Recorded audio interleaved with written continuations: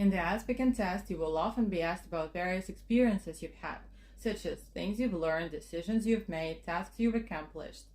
And some of these experiences can be challenging, which is actually beneficial for your IELTS speaking test because talking about difficulties you had adds detail and allows you to extend your answer.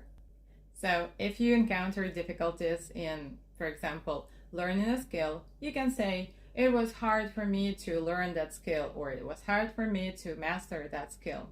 And it's grammatically correct. But if you want to achieve a higher band score for lexical resource, use idiomatic language and say, I had a hard time mastering this skill.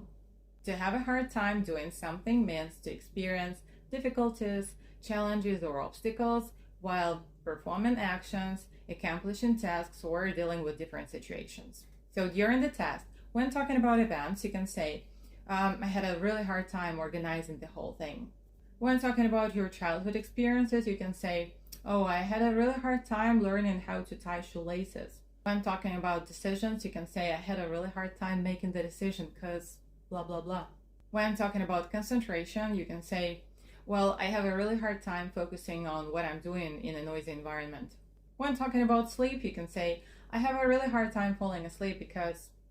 When talking about morning time, you can say, I have a really hard time getting out of bed.